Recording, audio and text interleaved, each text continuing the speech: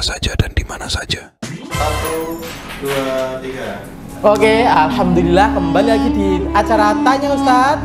Tanya apa aja, di mana aja.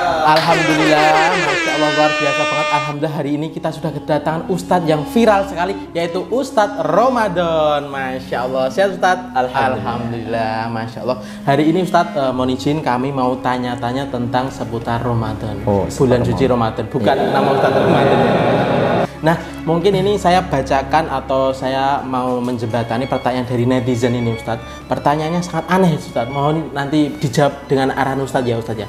Ini pertanyaan dari kita, salah satu teman kita itu, waktu kita puasa ini kan kita tidak diperbolehkan selama habis sahur hingga waktu berbuka itu kita nggak boleh makan dan minum ya Ustadz ya. Betul ya Ustadz? Benar Bang. Nah itu teman saya tanya, kalau makan apapun nggak boleh? Nggak boleh. Masukkan ke dalam mulut kita juga nggak boleh, termasuk minum ya Ustadz? Termasuk minum susu Ustadz? Minum susu. Kalau cuma megang susu gimana Ustadz? Ini susu apa dulu? Susu apa dulu? Nggak tahu, ini teman saya yang tanya Ustadz. Wait a minute. Who are you? Susu kotak nggak apa-apa? Nggak apa-apa. Oh, susu kotak maksudnya? Selama cuma megang, yang penting nggak diminum. Oh, yang penting nggak diminum. Oh, gitu ya Ustadz, Masya Allah. Ini pertanyaan yang sangat aneh Ustadz. Mohon maaf ya Ustadz ya. Kalau minum nggak boleh? Nggak boleh. Kalau megang pun juga nggak boleh Ustadz? Megang boleh. Oh, megang boleh. Yang penting susu kotak. Oh, yang penting susu kotak. Oh ya. Ya, maaf ya Ustadz ya. Nanti kalau yang lain malah bablas nanti. Oh ya, Masya Allah ya. Ini yang dimaksud pertanyaan dari teman saya mungkin susu kotak atau gitu ya Ustadz. Ya. Mohon maaf ya Ustadz. Oke, pertanyaan selanjutnya Ustadz, mungkin dari teman saya juga ini Ustadz. Selama bulan suci Ramadan, kita kan tahu bahwa setan itu dibelenggu di neraka. Pintu neraka ditutup, pintu surga terbuka lebar. Nah, kalau pintu neraka itu bukanya itu didorong atau digeser ya Ustadz? Oh, didorong atau digeser? Iya Ustadz. Tapi pertanyaan satu Mas. Iya apa? Jangan kesana mau jenguk siapa? Tanya aja Ustadz. Oh, tanya. Itu pintu neraka didorong apa digeser kalau bukanya? Kalau masalah kayak gitu kita nggak usah terlalu mikirin. Masa kita juga pengen mampir ke neraka enggak?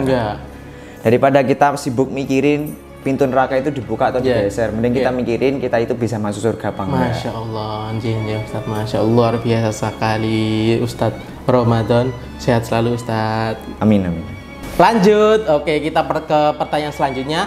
Tanya Ustadz. Tanya apa tuh? Masya Allah, ini mohon izin ya Ustadz ya, kita bacakan salah satu pertanyaan dari beberapa netizen kita.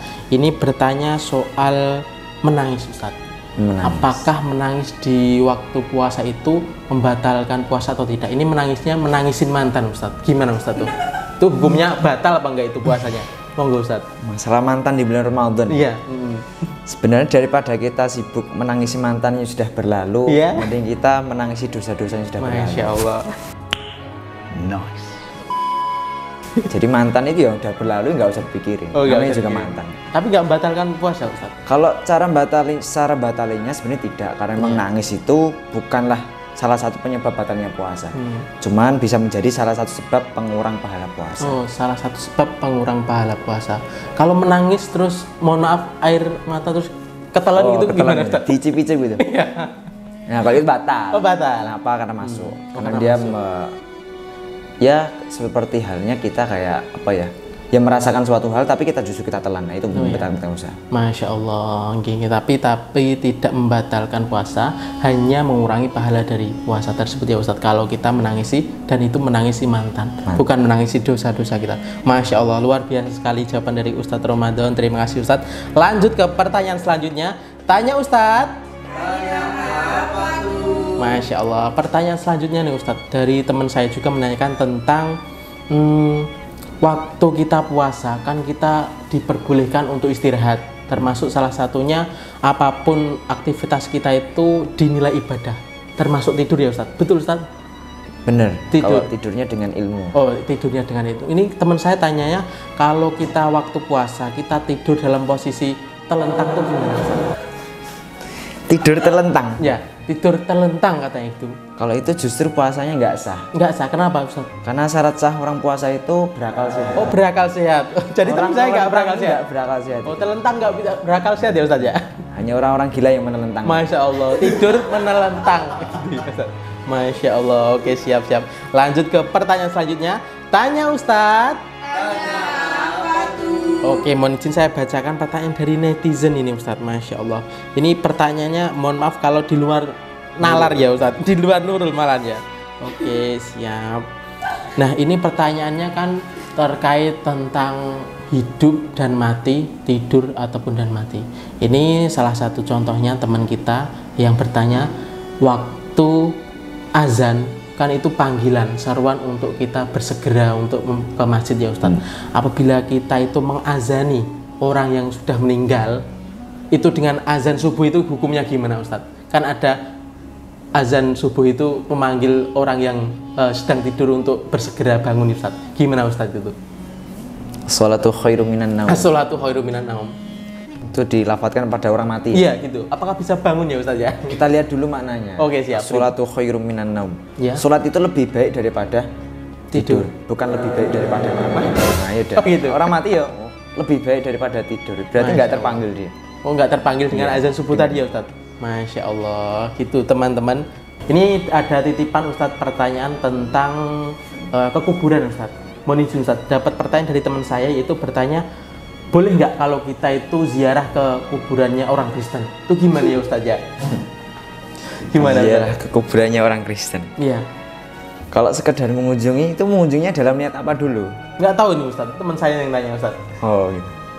Kalau mengunjunginya sekedar mengunjungi nggak apa-apa. Nggak apa-apa. Tapi kalau kita kesana mendoakan itu nggak boleh. Oh, nggak Karena boleh? memang ada larangannya. Oh, larangan. Bahwasanya tidak diperbolehkan bagi seorang mukmin itu memintakan ampun kepada orang-orang yang sudah meninggal.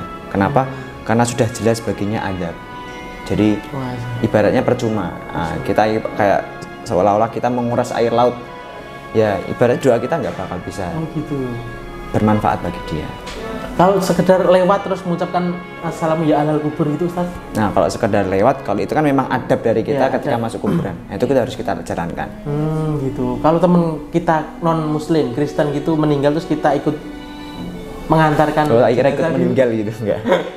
Ikut mengantarkan. Ya. Kalau mengantarkan nggak apa-apa. Nggak apa-apa, boleh. Karena ya itu juga salah satu bentuk jiwa sosial kita sebagai umat muslim ya. Kita juga harus punya jiwa sosial yang mana membantu sesama kita. Apalagi kalau saudara kita meninggal, bukan saudara kita ya.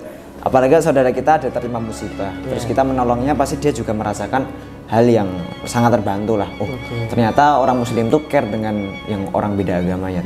Gitu. Jadi bisa jadi dakwah di situ malah. Masya Allah, luar biasa sekali jawaban dari Ustadz Ramadan. Semoga teman saya yang tanya tadi tentang berkunjung ke makamnya atau kuburannya orang Kristen sudah terjawab dengan jelas ya Ustadz ya. Terima kasih. Mungkin mohon izin saya bacakan pertanyaan kedua Ustadz dari teman saya juga ini yang menanyakan tentang unik ini Ustadz, perihal haji.